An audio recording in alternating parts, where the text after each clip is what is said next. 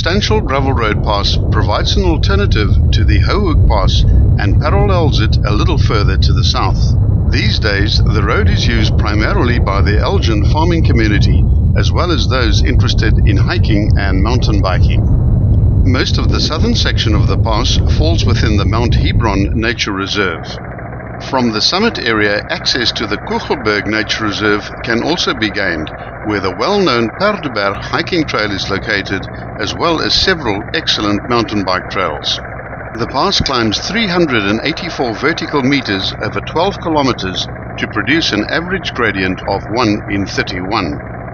The pass was built to form a corridor of access for the Elgin Valley farmers with the Forestry Department areas of the Highland Plantation, as well as the Lebanon Nature Reserve.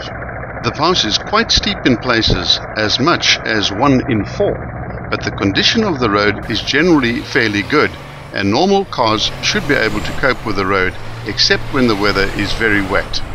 The pass can be accessed from the north at the N2 near the Peregrine Farm Stall. The first 7 kilometers of the northern approach are tarred and traverse apple farms. This is the home of the Appletiser brand. The other access route is from the south, the direction in which we have filmed it.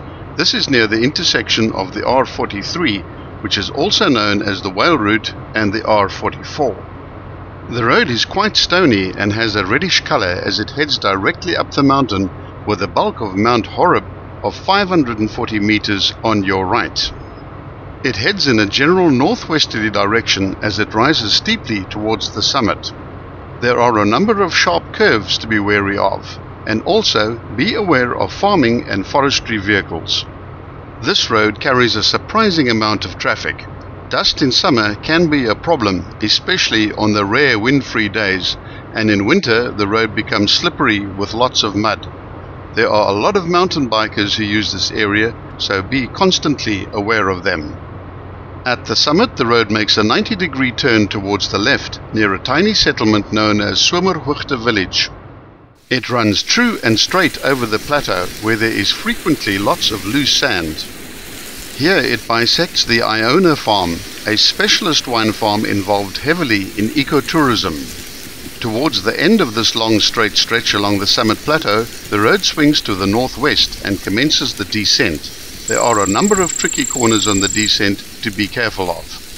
This lovely view site can be enjoyed approximately 1.5 kilometers from the summit. After all the curves, the road straightens out for 2 kilometers towards the north, all the while descending steeply.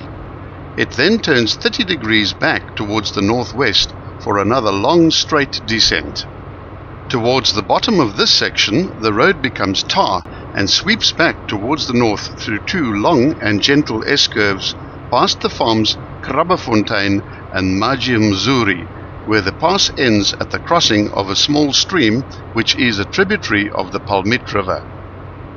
Remain on this road for another 12 kilometers and you will arrive at the Peregrine Farm Stall near the intersection on the N2. Alternatively, you can drive the beautiful loop through the Elgin Valley Road. The turnoff is to the right, approximately 2.5 kilometers from the end of the pass.